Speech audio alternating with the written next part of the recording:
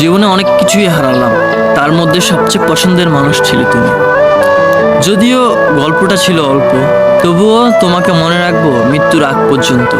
তুমি ছিলে আমার জীবনের সবচেয়ে পছন্দের মানুষ। তোমার হাসি, তোমার কথা, তোমার সাথে দেখা হওয়া প্রতিটা মুহূর্ত সব যেন এক একটা যন্ত্রণাদায়ক স্মৃতি হয়ে বুকে আঘাত করে। আমাদের গল্পটা খুব বড় ছিল না, তবুও প্রতিটা পৃষ্ঠায় আজও কাঁদায় আমায়। আলো আঁধারির মধ্যে একটা সম্পর্ক, যেখানে তুমি ছিলে আলো আর আমি ছিলাম কেবলই ছায়া। আজ তুমি নেই, তবুও প্রতিদিন তোমাকে খুঁজি। হাজারো ব্যস্ততার মধ্যে মনে পড়ে যায় তোমার ছোটোখাটো কথা, সেই চুপচাপ থাকা আর কিছু না বলেই অনেক কিছু বলে ফেলা।